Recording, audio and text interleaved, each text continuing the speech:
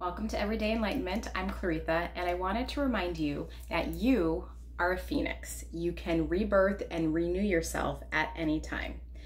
And if you're not familiar with the story of the phoenix is one of the most transformational creatures that is known for its ability to rebirth itself.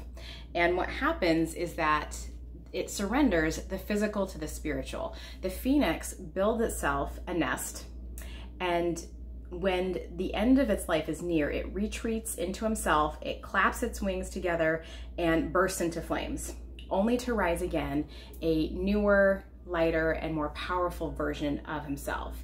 And this transformation teaches and reminds us of acceptance of our reality and not allowing ourselves to give up, and that we can rise from the darkness and bring the light once again.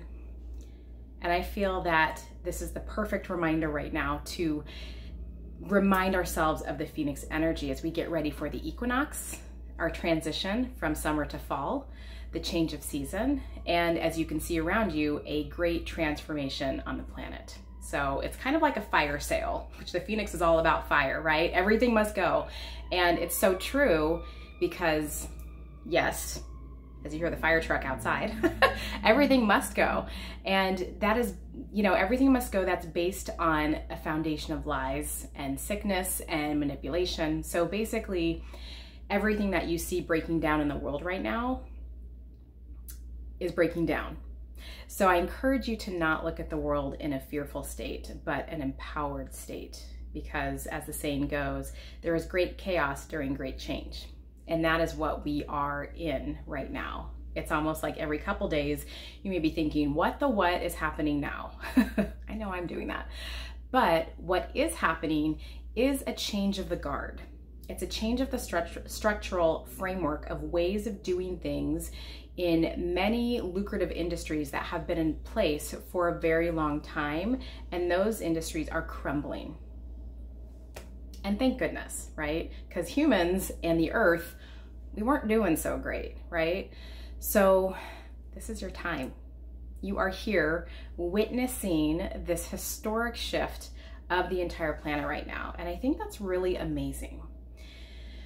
And let me be clear that things are breaking down right now in order for them to be rebuilt.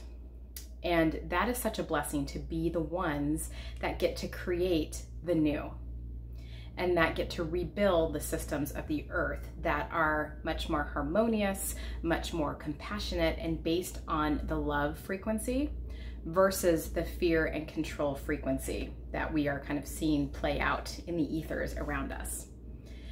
So you, my friend, are here to transform. We are at the beginning of this transformation process, the awakening and the ascension of Earth and humanity into the fifth dimension, which is based on love, and the higher dimensions above the fifth dimension, 6th, 7th, 8th, 9th. And what a gift. What a gift. And you and your higher self decided together that you would be one of the light warriors and that you would be one of the ground crew to be here for this momentous time to make sure to anchor in the higher love light into your heart, into your life, and for the collective. So no small task, but deep inside of you, you probably remember that you volunteered for this because you were up for the challenge.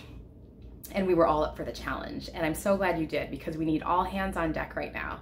And what that looks like is you standing in your truth, doing what you know is right in your heart, and taking full responsibility for your actions, and not allowing yourself to be manipulated from the external fear tactics and control.